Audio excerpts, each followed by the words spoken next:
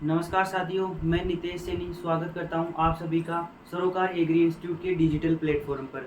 तो साथियों, आज हम बात करने वाले हैं BSc honours agriculture part second के सेमेस्टर फर्स्ट में लगने वाली एक सब्जेक्ट जिसका नाम है एग्रीकल्चर इंजीनियरिंग।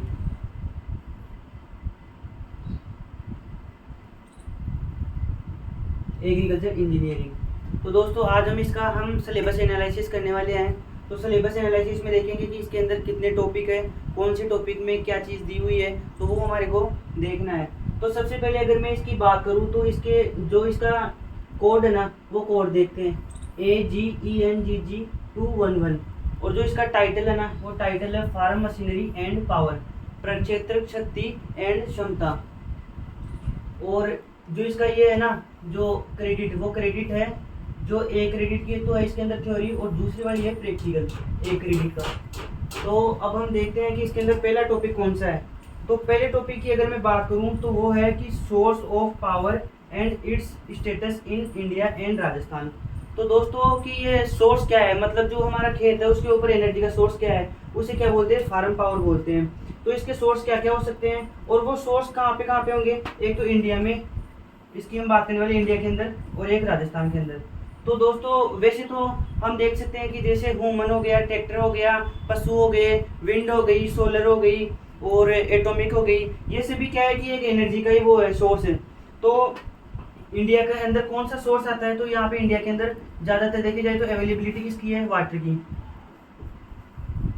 और जो राजस्थान है ना, राजस्थान ड्राई होने के कारण यहाँ पर क्या है, एयर और सोलर। तो दोस्तों ये दो चीजें हैं जो हम देख रहे हैं कि जो वाटर है ना, वाटर से कैसे हम एनर्जी रिलीज करेंगे। तो इसके लिए क्या होता है कि सरकार बड़ी प्रोजेक्ट चलाती है, और जहाँ पे बाढ़ की संभावना होती है वहाँ पे डैम बना दिए जाते हैं, और उस डैम के ऊपर टरबाइन लगाई हुई होती है, और वो टरबाइन जब घूमती है तो उसके द्वारा मैकेनिकल एनर्जी का मतलब मैकेनिकल एनर्जी प्रोड्यूस होती है। और साथ ही हम बात करें एयर वाली, तो यहाँ पे क्या होती है, विंड मिल होती है।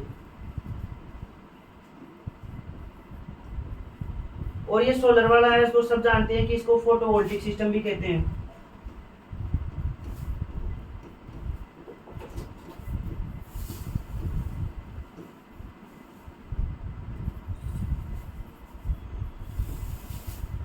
हो गया ये हो गया अपना source of farm power and its status in India and Rajasthan. अब हम नेक्स्ट टॉपिक पे चलते हैं। तो नेक्स्ट टॉपिक इसका है IC engine, working principle of IC engine, compression of 2 stroke and 4 stroke cycle engine. तो आईसी इंजन, अब इंजन की बात आ गई तो इंजन को हम देखते हैं कि इंजन दो प्रकार के होते हैं।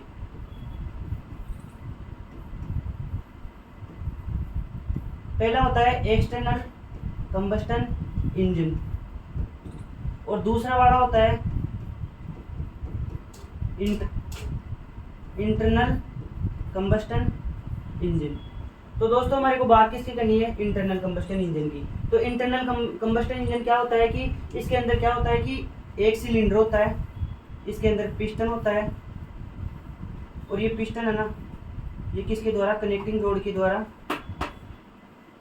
यहाँ पे जुड़ा हुआ होता है इस प्रकार से। और यहाँ पे इनटेक और आउटटेक वाल होते हैं। जो ये तो यहाँ से क्या होता है, ऑयल आता है इसके अंदर, और यहाँ से एग्जॉस्ट होता है। तो ये आईसी इंजन के अंदर होता है। तो इसका वर्किंग प्रिंसिपल क्या होता है कि किस प्रकार से आईसी इंजन काम करता है। और अब आगे देखते हैं कि IC engine compression of 2 stroke and 4 stroke engine. तो 2 स्ट्रोक और 4 स्ट्रोक की थ्योरी में आपको बता दूं कि इसके अंदर 2 स्ट्रोक और 4 स्ट्रोक चीज एक ही है, लेकिन इसके अंदर 4 चरण होते हैं। तो पहला चरण होता है वो होता है इनटेक, दूसरा वाला होता है कंप्रेशन,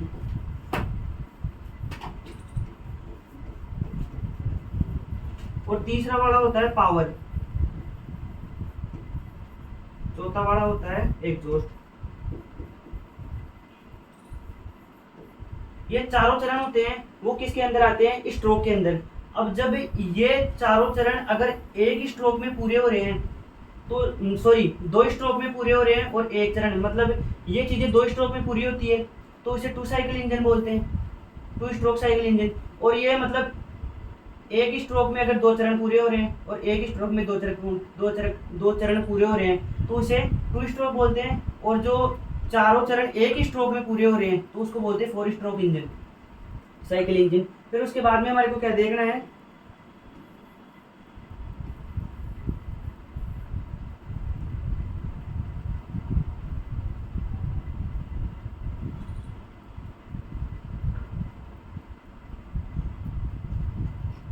फिर उसके बाद में बात करने वाला हूँ तीसरे नंबर टॉपिक की, study of different components of IC engine terminology and numerical.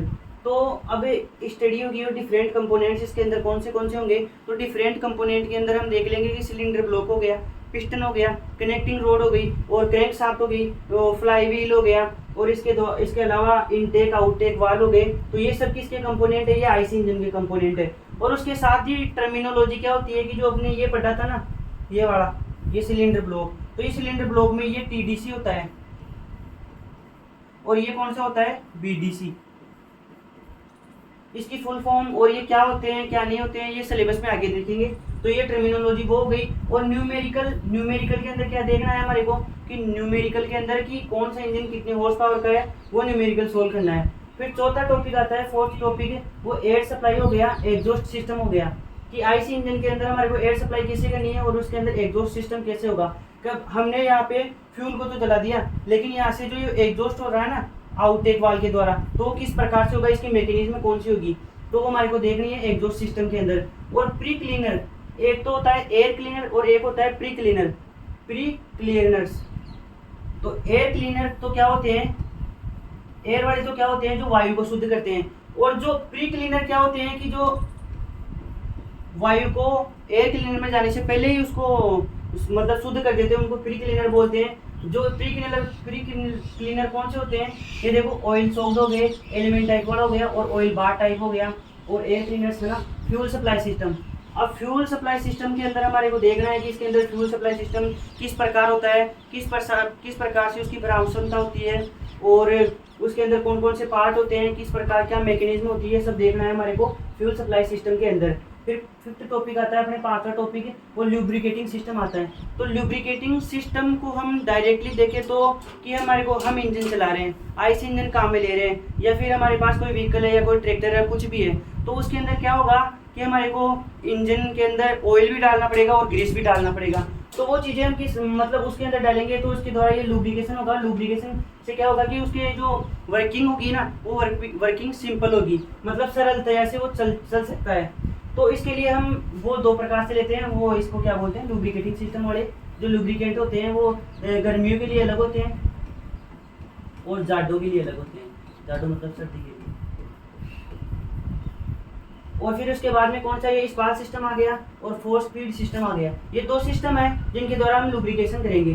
फिर उसके बाद में कौन सा आ गया अपने कूलिंग सिस्टम। तो हम इंजन को चला रहे हैं तो उसको कूल भी करना पड़ेगा हमारे को। तो कूल करने के लिए कौन कौन से सिस्टम दे रखे हैं, एक तो थर्मोसाइक्लिंग सिस्टम दे रखा है एंड फोर्स्ड सर्कुलेशन सिस्टम। ये 2 टाइप्स के सिस्टम है।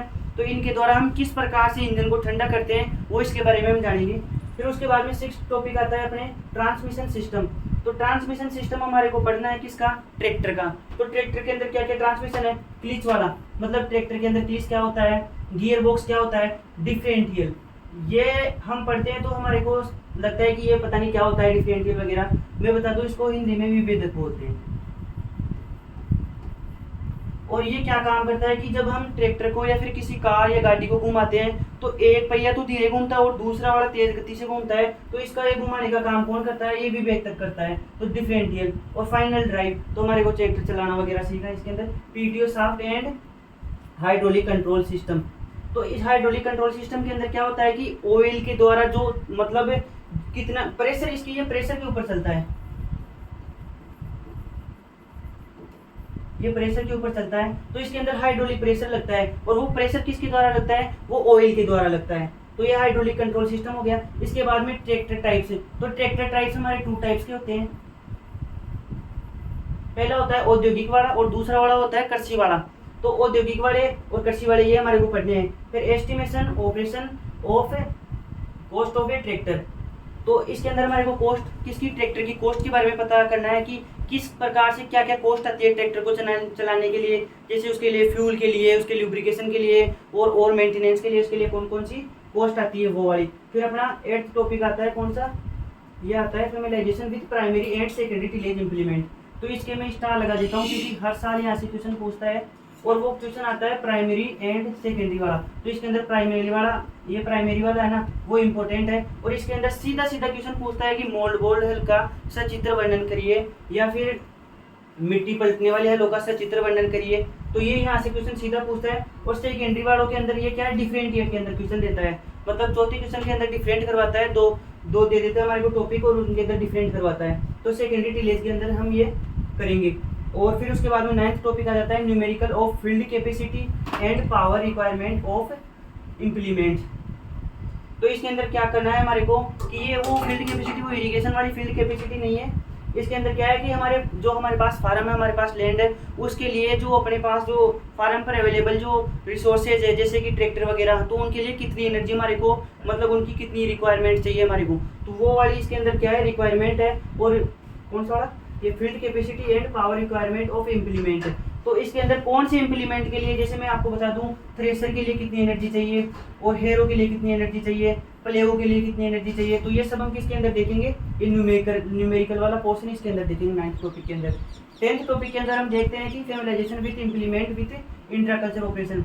तो इंट्राकल्चर ऑपरेशन को हम देखते हैं कि फसल बोने के बाद में जो भी हम क्रियाएं करते हैं उनको इंट्राकल्चर बोलते हैं। तो इंट्राकल्चर के लिए हम कौन सा कल्टीवेटर आज के टाइम पे बहुत ज़्यादा उपयोग में लिया जाता है,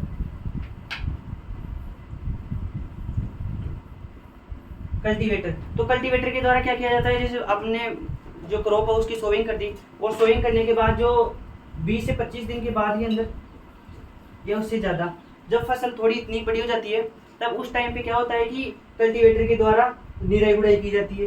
और भी जो इसके अंदर इंट्राकल्चर के अंदर जो भी इम्प्लीमेंट आएंगे ना, उनके अंदर हमारे को जानना है इसके अंदर। और 11th टॉपिक क्या आता है कि familiarization with sowing and planting equipment. तो सोविंग के अंदर हम सीधा देखते हैं कि एक तो ड्रिल हो गई, सीड ड्रिल। तो सीड ड्रिल से इसके अंदर डिफरेंट टाइप्स है, वो पढ़ने हमारे को। और ये प्लांट है, कौन सा, प्लांटिंग वाला। प्लांटिंग के अंदर जैसे हम वो आलू वाला प्लांटर देख सकते हैं, धान वाला प्लांटर देख सकते हैं। तो डिफरेंट क्रॉप्स के लिए अलग अलग प्लांटर होते हैं, तो वो प्लांटर हमारे को इसके अंदर ही देखने हैं। फिर उसके बाद के अंदर हम टॉपिक नंबर आ जाते हैं 12th के ऊपर। तो इसके अंदर फेमिलाइजेशन विद प्लांट प्रोटेक्शन इक्विपमेंट। तो प्लांट प्रोटेक्शन इक्विपमेंट का मतलब है कि जो हमारे पास क्रॉप है, तो वो प्लांट्स है, उनको हमारे को, मतलब हम उनको कैसे बचा सकते हैं डिजीज और इंसेक्ट के द्वारा। तो डिजीज के द्वारा और इंसेक्ट के द्वारा कुछ भी हो, तो हम अगर धूली का छिड़काव करेंगे ना, धूली का, तो उसके लिए डस्टर काम मिलेंगे। और ये डस्टर है ना, डिफरेंट टाइप के होते हैं, डिफरेंट टाइप के होते हैं। और दूसरा हम नैपसेक स्प्रे का यूज करते हैं, किसके लिए, जो लिक्विड होता है उसके स्प्रे के लिए। तो ये प्लांट प्रोटेक्शन वाला हो गया। फिर 13वां टॉपिक है या 13 topic familiarization with harvesting and threshing equipment. तो हार्वेस्टिंग वाले के अंदर हम किसको इन्वॉल्व करेंगे, तो इसके अंदर सीधा सीधा आएगा रीपर और मोवर, ये दोनों एक ही चीज है। दूसरा हम इसके अंदर कंबाइन को भी ऐड करेंगे, कंबाइन भी, क्योंकि कंबाइन भी एक हार्वेस्टिंग का काम करती है। फिर उसके बाद में थ्रेसिंग। तो थ्रेसिंग के लिए वही है कि थ्रेसिंग के लिए हमारे पास, क्योंकि ये कंबाइन है, 3 कार्य करती है, कटाई, मडाई और ओसाई। और जो ये थ्रेसिंग वाला टॉपिक है ना, थ्रेसिंग, तो ये थ्रेसिंग है ना, जैसे गेहूं के लिए, जौ के लिए और धान के लिए, मूंग, इनके लिए, जैसे इनके लिए तो सेम होती है, धान के लिए अलग होती है, मूंग वाली अलग होती है। तो इनके लिए, सबके लिए डिफरेंट टाइप्स की वो थ्रेसिंग सिस्टम आता है इनके। तो वो हमारे को इसके अंदर उपयोग में करना है, क्या क्या पढ़ना है वो सब इसके अंदर देखेंगे। तो उम्मीद करता हूँ कि आज के जो ये सिलेबस एनालिसिस है, इसके अंदर आपको पता चला होगा कि हमने क्या क्या देखा है, कौन से टॉपिक पढ़ने हैं, कहाँ से क्या पढ़ना है, वो सब आप छोड़ दो। ये टॉपिक पूरे में कराने वाला हूँ, तो आप पढ़ लेना आराम से। और थैंक यू फॉर वॉचिंग।